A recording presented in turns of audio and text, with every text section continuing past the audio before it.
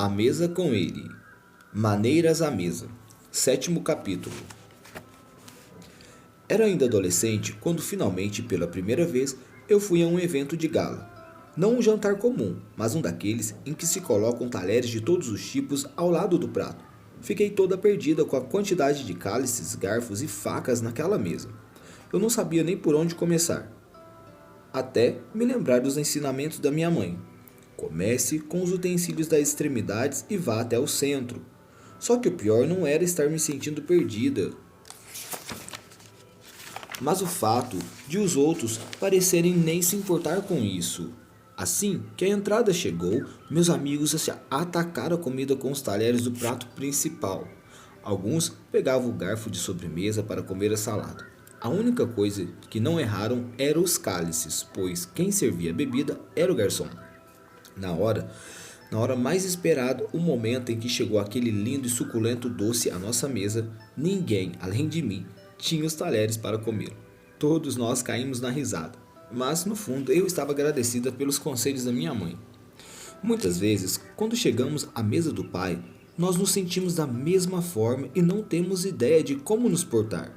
Se você nunca passou por isso, talvez nunca tenha se assentado frente a frente com alguém tão grande quanto ele.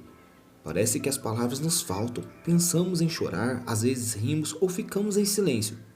Em alguns momentos, chegamos até a gritar e todos os sentimentos que estão dentro de nós parecem borbulhar fortemente.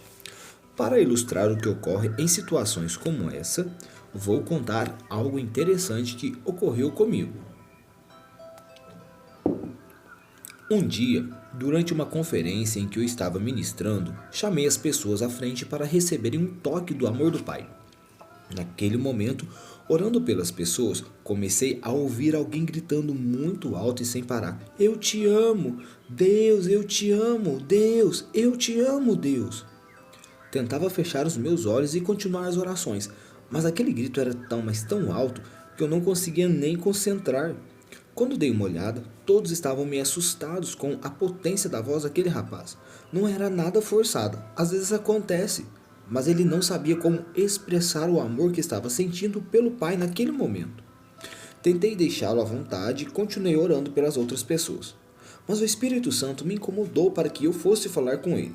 O rapaz tinha uns 2 metros de altura, por isso eu, por ser baixinha, teria de gritar ainda mais alto do que ele para que ele me ouvisse. Enfim, perguntei o que eu deveria fazer, o que ele deveria falar, e Deus me respondeu: "Diga para ele se acalmar, pois eu quero dizer o quanto o amo também." Fui meio relutante. Tentei chamá-lo, mas ele era tão alto e gritava tão forte que eu fui completamente ignorado por alguns segundos. Precisei então dar uns tapinhas no seu braço para que ele olhasse para mim, mas nada aconteceu. Ele continuou bradando a plenos pulmões. Por fim, dei um tapa mais forte no seu peito e fiz o sinal para que ele se baixasse um pouco. Ele arregalou os olhos, bem assustado, inclinou-se todo para me ouvir e eu lhe disse: "Já tentou beber água e falar ao mesmo tempo? É muito difícil, não é? Assim também é receber o amor do Pai.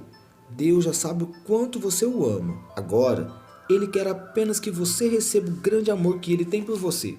Naquela hora, aquele rapaz gigante fechou os olhos, ergueu seus braços e começou a chorar, enquanto Deus parecia vir sobre ele como uma cachoeira que o lavava e o restaurava. Fiquei só admirando aquele momento tão único e especial dele com Deus, e minhas lágrimas começaram a cair junto ao sentir aquelas águas de amor respingando sobre mim.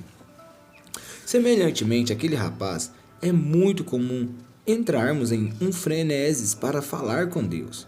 Temos tantas declarações, tantas palavras, tantos pedidos, tantos clamores que até esquecemos que estamos em um diálogo, batalhamos ao atravessar os atos, passamos pelo santo lugar, exaltando ao Senhor, e quando finalmente chegamos ao Santo dos Santos, queremos fazer tudo de uma vez só.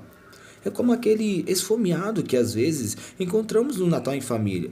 Mal acaba a oração pela comida, ele corta a fila, deixa os mais velhos e as crianças para trás e já começa a se servir. Há sempre mais do que o suficiente para todos, mas ele resolve fazer de seu prato uma montanha e come já de olho na sobremesa. É muito engraçado ver tudo isso de fora, mas mal percebemos que podemos fazer a mesma coisa em relação à presença de Deus. Acredito que essa afobação seja resultado de algo muito característico de nós, que vivemos no Brasil. Amo a paixão do brasileiro quando exalta a Deus. Certamente o Brasil é um dos países mais expressivos em adoração e como eu valorizo isso. Por outro lado, nós nos empolgamos tanto que acabamos agindo de maneira imatura e perdendo algo importante que está acontecendo no momento. Não entendemos que existe uma infinidade de coisas para explorar na presença do Senhor e que há tempo certo para tudo. Por esse motivo, às vezes, penso que o discípulo Pedro era brasileiro, apaixonado e intenso. Uma passagem que exemplifica bem essas características é de Lucas capítulo 9, versículo 28 e 33. E aconteceu que, quase 8 dias dessas palavras, tomou consigo a Pedro, a João e a Tiago e subiu ao monte a orar. E estando ele orando, transfigurou-se a aparência do seu rosto, e a sua roupa ficou branca e muito resplandecente. E eis que estava falando com ele 2 homens, que eram Moisés e Elias, os quais apareceram com glória e falavam de sua morte, a qual havia de se cumprir-se em Jerusalém. E Pedro e os que estavam com ele estavam carregados de sono, e quando despertaram, viram a sua glória e aqueles 2 varões que estavam com ele. E aconteceu que, quando aqueles se apartaram dele, disse Pedro a Jesus: Mestre, bom é que nós estejamos aqui e façamos 3 tendas, uma para ti, uma para Moisés e uma para Elias. Não sabendo o que ele dizia. Pedro, João e Tiago estavam no monte com Jesus quando subitamente foram acordados com uma glória sobrenatural. Eles mal podiam acreditar no que seus olhos viam, ficaram atemorizados com tanta luz. Acredito que até pensaram que ainda estavam sonhando. Com certeza não fazia ideia de como agir. O único que reagiu àquilo tudo foi Pedro, que, em sua ingenuidade e impulsividade, disse para Jesus: Vamos fazer uma tenda para você, Moisés e Elias. Na verdade, o que o discípulo queria era que a presença de Deus permanecesse naquele lugar, mas não entendia que aquele momento era algo profético acerca do que aconteceria com Jesus. Assim como Pedro, quando nos deparamos com o desconhecido, nós nos sentimos desconfortáveis. Por isso, tentamos de alguma forma trazer o novo para dentro da nossa realidade atual, colocando em rótulos e formas que já conhecemos. Muitos me perguntam se podem dançar na presença de Deus, cantar em línguas durante o louvor ou se estenderam em chão no tempo de adoração, pois querem trazer sentido para o que estão vendo. Nem tudo, porém, é preto no branco. Pedro, de certo modo, queria que aquele momento durasse para sempre. Então, sugeriu que fossem construídos 3 tabernáculos, que era a estrutura que ele conhecia para abrigar a presença de Deus. Entretanto, o plano divino não era esse, mas sim que a cruz e o sangue de Jesus Cristo fizesse de nós os próprios tabernáculos vivos para ele. Dessa forma, quando estamos diante da presença de Deus, assentados à sua mesa, precisamos prestar muita atenção ao que Ele está fazendo e sentindo naquele momento. Não podemos apenas agir de acordo com nossas emoções, no piloto automático ou baseados só no que os nossos olhos naturais estão enxergando. Diante dele, temos de ser suscetíveis ao mover do Espírito Santo. Não é um lugar de loucura liberada, mas sim de maior sensibilidade a Deus. Uma boa comparação com a forma que demonstramos e retribuímos ao amor de Deus nesses momentos de intimidade é como essa dinâmica funciona entre um casal. Por exemplo, amo sair para comer e experimentar novos restaurantes, principalmente quando eu estou com meu marido. Toda semana separamos um dia só para nós. Escolhemos um lugar novo para conhecer e passamos nosso tempo de qualidade. Geralmente, sentamos frente a frente, conversamos olhando nos olhos do outro e ele sempre me diz algo maravilhoso como: Linda, eu te amo tanto. E eu respondo toda emocionada: Eu também amo. Eu te amo bem mais, lindo. Essa troca de palavras e olhares fica só entre nós. Ninguém do restaurante está escutando, pois é algo íntimo nosso. Agora imagine meu marido, todo romântico, falando que me ama e do nada eu solto uma baita grito respondendo: Eu te amo também! Assustando os garçons, os clientes e até o próprio Israel. Seria muito estranho, para não dizer cômico. A mesma coisa acontece quando estamos no momento de adoração com o Senhor. Está tudo muito íntimo, com a música calma e suave, aquele ambiente profundo e de repente o irmãozinho grita: Eita Deus, oh glória! É inusitado e até engraçado, realmente é muito engraçado. Por essa razão, deve existir coerência quando estamos à mesa do nosso amado. É claro que há momentos de altas gargalhadas e também a hora de gritarmos, mas tudo tem seu tempo certo. Tendo isso em vista, como então conseguimos desenvolver essa sensibilidade e saber o momento correto para cada coisa que vivemos em Sua presença? Lembra quando o povo de Israel esteve no deserto por 40 anos? Eles não tinham um mapa nem uma bússola, mas eram simplesmente guiados por um pilar de fogo durante a noite e uma coluna de nuvem durante o dia. Se a nuvem parava, eles reergueriam o tabernáculo ali. Se ela começasse a se mover, desmontava tudo e seguia por onde quer que a coluna estivesse. Êxodo capítulo 4, versículo 34 ao 38. Então a nuvem cobriu a tenda da congregação, e a glória do Senhor encheu o tabernáculo, de maneira que Moisés não podia entrar na tenda da congregação, porquanto a nuvem permanecia sobre ela, e a glória do Senhor enchia o tabernáculo. Quando, pois, a nuvem se levantava de sobre o tabernáculo, então os filhos de Israel caminhavam em todas as jornadas. Se a nuvem, porém, não se levantava, não caminhavam, até o dia em que ela se levantasse. Porquanto a nuvem do Senhor estava de dia sobre o tabernáculo, e o fogo estava de noite sobre ele, perante os olhos de toda a casa de Israel em todas as suas jornadas. A nuvem representa a presença de Deus que se movia conforme o seu coração. E é assim até hoje. Não existe mais uma coluna física, mas o mover do Espírito Santo que se desloca de acordo com o coração do Pai. Um adorador maduro conhece e convive com essa dinâmica, sabendo em que direção deve ir e como deve se portar. Comecei a entender o mover do Espírito Santo convivendo com pessoas que já o conheciam. Todas as noites, antes de dormir, minha mãe me chamava e também meu irmão, Teófilo, para orarmos juntos. Ficávamos um de cada lado da mamãe, enquanto ela começava. De repente, no meio da oração, ela falava: Flua no Espírito, Zoa. Vamos, Teófilo, flua. Às vezes, olhava de canto de olho para o meu irmão, um pouco perdido, e via que ele estava se sentindo assim também. Até que minha mãe nos dava diretrizes. Vamos fluir em oração em línguas. Momentos depois, agora estamos em guerra e batalha. Batalhem! Ou agora fiquem em silêncio e apenas sinta a sua presença.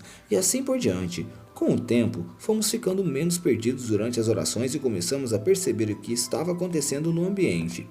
Cresci orando com pessoas que amavam o mover do Espírito Santo, e isso moldou e formou muito de quem eu sou hoje. Aos 13 anos de idade, comecei a tocar flauta nos cultos, mas como eu era muito tímida, fazia isso da primeira fileira ao lado da minha mãe, em vez de subir no palco. Durante o louvor, ela sussurrava para mim: Zoe, a unção está chegando, é bom começar a tocar. Então eu pegava a flauta e iniciava até ela me dizer: pode ir parando, a unção está acabando. É sempre bom parar antes de ela terminar. A minha mãe compreendia o mover do Espírito e por isso conseguia me ensinar. Com o passar do tempo, eu comecei a perceber quando o Espírito Santo me movia a tocar e quando ele dizia para encerrar. Até hoje, eu aprendo com ela e com outras pessoas íntimas de Deus. Muitas vezes, ainda erro, achando que o Senhor foi para um lugar, quando, na verdade, Ele não foi, mas tudo isso faz parte do nosso amadurecimento. Nesse contexto, aprendi que a unção é uma porção do poder do Espírito Santo que é liberada dentro do seu mover, ou seja, onde a nuvem está sempre há uma unção. Por isso, É tão necessário que entendamos como seguir essa nuvem, pois há uma unção específica para cada momento e cada coisa. Precisamos saber se ela está repousando ou se movendo e para onde está indo. Se continuarmos fazendo algo quando a unção não está mais lá, acabamos entrando na força do nosso braço e ali não reside mais o poder sobrenatural de Deus. Quando insistimos em permanecer onde o Espírito já não está se movendo, precisamos urgentemente recalcular a rota e entrar novamente debaixo da nuvem da sua presença. Algo interessante sobre a dinâmica desse mover é que, enquanto algumas pessoas são mais sensíveis por natureza, ou adquirem sensibilidade por terem crescido em ambientes onde se valoriza o mover do Espírito Santo, outras são racionais demais e poucos suscetíveis a percebê-lo, talvez por sua personalidade ou pelo pouco contato que tiveram com a ação do Espírito. Entretanto, independentemente de como nós somos, sempre podemos desenvolver a sensibilidade à sua presença em nosso momento de oração diário, passando tempo com pessoas que são mais maduras nesse aspecto e prestando atenção durante os momentos na presença de Deus, sempre perguntando: o que o Senhor está fazendo agora? Para onde está indo? Creio que essas são perguntas que farei até morrer. A respeito disso, a Bíblia conta que mesmo no primeiro milagre de Jesus, sua mãe, Maria, já o conhecia e entendia o que ele podia realizar. Isso porque ela presenciava diariamente o mover de Deus através do seu filho. Enquanto todos em sua festa de casamento em Canaã estavam desesperados, pois o vinho havia acabado, ela chamou Jesus e disse para todos os servos presentes: façam tudo o que ele vos disser. Naquele momento, bem diante das pessoas, Cristo transformou litros e litros de água em vinho. Fique imaginando o medo dos trabalhadores enquanto eles levavam aquela bebida milagrosa para seus senhores provarem. Para surpresa de todos, foi o melhor vinho da festa. Maria sabia o que Jesus podia fazer e naquele momento ela discerniu o tempo certo e agiu em fé. João 2:11. Assim como foi com Maria, os momentos na presença de Deus geram em nós conhecimento sobre Ele, liberando dessa forma os milagres em nossas vidas. Precisamos, porém, estar sensíveis para saber o momento de agir. Maria poderia ter ficado sentada em sua mesa ou ter ido embora para casa pensando: que pena que o vinho acabou tão rápido nessa festa. Mas não, ela sabia que algo poderia acontecer naquela noite, pois quem estava com ela era poderoso o suficiente para virar o jogo. Desse modo, ao perguntarmos para Deus o que Ele quer realizar ou o que nós devemos fazer, abrimos uma porta para o seu mover. Ao sermos sensíveis e obedientes a Ele, os milagres são liberados. Em sua presença, a água dentro de nós pode ser transformada em vinho e a nossa humanidade pode se tornar mais semelhante a Cristo. Entretanto, muitas vezes estamos tão compenetrados em nossos próprios sentimentos, no que é visível e no que estamos com vontade de fazer, que mal conseguimos perceber o que Deus pode e quer realizar naquele momento. Mas desenvolver mais sensibilidade ao mover divino irá ajudar não somente em nossa vida de adoração, mas nos aspectos em geral, ao tomar decisões, liderar pessoas e principalmente ao andar bem perto de Jesus. Além do mais, a sensibilidade a Deus é a base para entendermos o que Ele está fazendo e participamos disso. Então, quando estamos dentro do seu mover, a criatividade também é liberada e ali podem surgir canções novas ao Senhor. Quero ler isso de novo. Então, quando estamos dentro do seu mover, a criatividade também é liberada e ali podem surgir canções novas ao Senhor. Alguns chamam isso de canções espontâneas, porém eu gosto de chamar da forma como a Bíblia apresenta, um cântico novo. Cantem ao Senhor um novo cântico, cantem ao Senhor os habitantes da terra, cantem ao Senhor, bendigam o seu nome, cada dia proclame a sua salvação. Salmos 96, 1, 2, grifo da autora, NVI. Seguindo o mover do Espírito Santo, alguém pode trazer um cântico novo, ou seja, um louvor espontâneo criado na hora juntamente com ele, para aquele exato momento. No entanto, todo novo cântico deve ser baseado na palavra do Senhor, e quanto mais sintonizados com a nuvem, mais efeito terá.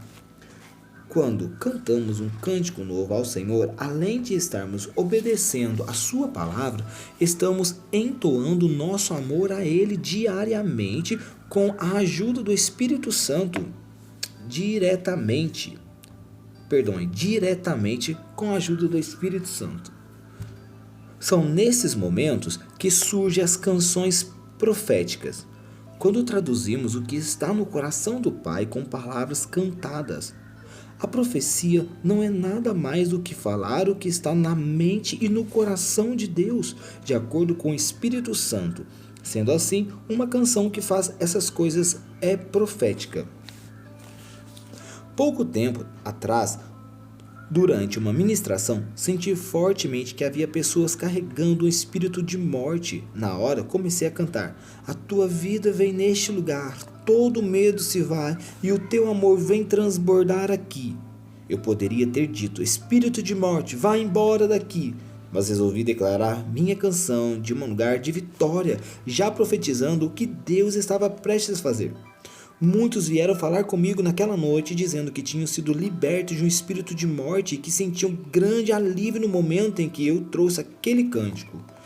O que essa história mostra é que o cântico novo é poderosíssimo quando entoado na hora da maneira certa. Entre parênteses aqui,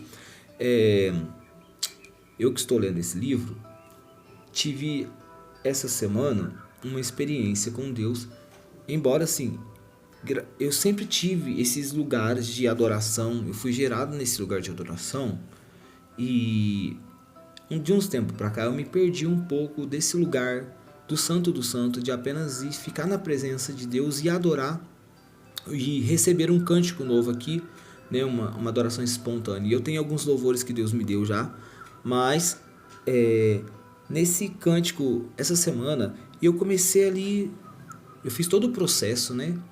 A gratidão, eu passei pelo altar de sacrifício, eu deixei ali os meus pecados, eu pedi para o Senhor me lavar na pia, então eu entrei, eu me alimentei e eu adorei o Senhor. Então começou a surgir um cântico novo e eu comecei a falar sobre a videira, quão maravilhosa era essa videira, e eu era um ramo de galho de oliveira brava que foi enxertado nessa videira, que é Cristo, e ele foi cortado, ele foi dilacerado por nós e nós fomos enxertados nele.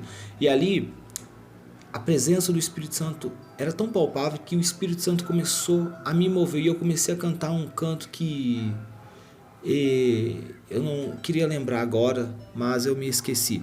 É bem assim, ele era a videira e eu só poderia, e os ramos que davam em mim só estavam produzindo porque eu estava nele. A canção era muito linda, eu até gravei, eu consegui gravar. Quando eu recebo algo de Deus, o Senhor imediatamente corro no meu celular e começo a gravar, porque eu sei que ali o Senhor está me dando algo novo.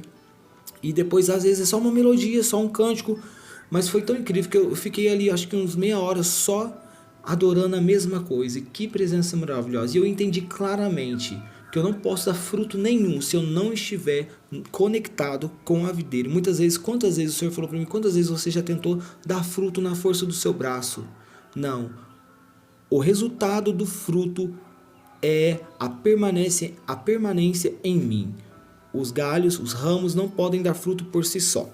Vamos voltar aqui. Muitas vezes, porém, quando recebemos essa revelação divina, ficamos um pouco perdidos, sem saber o que fazer com as informações. Sentimos muitas coisas que podem ajudar a tirar pessoas de prisões e até mesmo nós, enquanto cantamos, podemos ser libertos por meio de algo que foi revelado. O importante é saber obedecer, aprendendo a ser sensíveis à voz de Deus e a não fazer nada mais nem a menos do que Ele pediu. O cântico novo não é apenas para preencher um vazio ou silêncio no final das músicas, ou para inventar alguma coisa bonita, ou até para imitarmos as frases de outras pessoas, mas sim para unirmos o nosso coração com o de Deus. Pode ser uma simples frase, um parágrafo ou até uma palavra, mas se for carregado da presença de Deus, pode trazer cura, libertação e salvação. Receber e fluir em cânticos novos não são exclusividade da pessoa com o microfone, mas de todos nós. Assim, em seu tempo, a sós com Deus, procure cantar o coração dele e certamente algo transformador acontecerá em você e em seu redor. Está escrito na carta aos Efésios: não se embriaguem com vinho, que leva à libertinagem, mas deixe-se encher pelo Espírito, falando entre vocês com salmos, hinos e cânticos espirituais, cantando e louvando de coração ao Senhor, dando graças constantemente a Deus por todas as coisas, em nome do nosso Senhor Jesus Cristo. Efésios capítulo 5, versículo 18 e 20. No entanto, não podemos confundir um cântico novo ou espontâneo com o cântico espiritual, que também é gerado pelo Espírito Santo nos momentos em que estamos transbordando.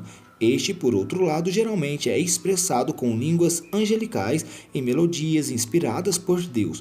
Por ser uma canção do Espírito, não compreendemos exatamente o que estamos falando, mas certamente sentimos seus efeitos. Sempre foi comum para mim ouvir cânticos espirituais, tanto por ter passado minha vida toda em uma igreja muito avivada, quanto por ter uma mãe cheia do Espírito Santo, que sempre adorava a Deus dessa forma.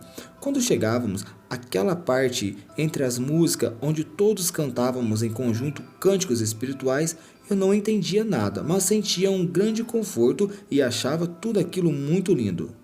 Só com 8 anos de idade, quando fui batizado no Espírito Santo, comecei a compreender e experimentar os benefícios desse dom. Quando você percebe isso, parece que tudo fica mais claro. Você passa a acessar lugares espirituais mais profundos e destravar o céu aqui na terra.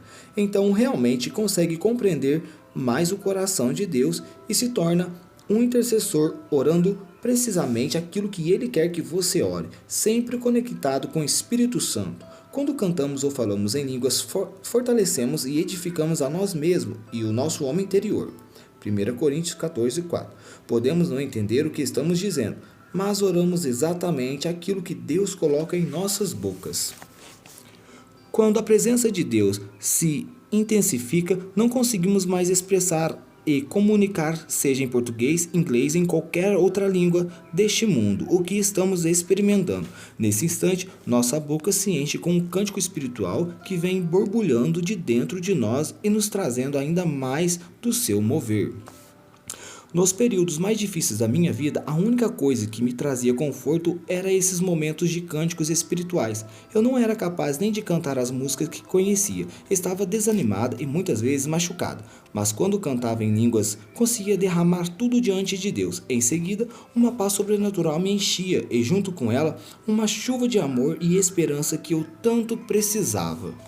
Isso é o que acontece quando estamos no Santo dos Santos. Nós nos deparamos com uma presença de Deus tão forte que ficamos até sem palavras. Lá, o que brota do nosso coração só pode ser algo novo. Assim como os anjos continuamente cantam Santo, Santo. Nesse momento, de alguma forma, conseguimos participar dos céus. Eles louvam ao Senhor desse jeito não porque não sabem o que dizer, mas por verem a cada momento uma faceta nova da santidade de Deus. Que privilégio unirmos a nossa canção com a canção do céu. Que honra poder adorar juntamente com os anjos e nos assombrarmos com a sua glória. Que não apenas visitemos esse lugar da presença de Deus, mas sim que escolhamos habitar nesse lugar tão sublime. Nascemos para carregar esse novo som dentro de nós e, como resposta ao seu amor, devolver a Ele toda a glória. Até a próxima leitura, me desculpem pelos erros, mas eu preciso terminar essa leitura hoje. Irmão, só faltam apenas mais um capítulo para a gente finalizar essa leitura. Até o próximo capítulo.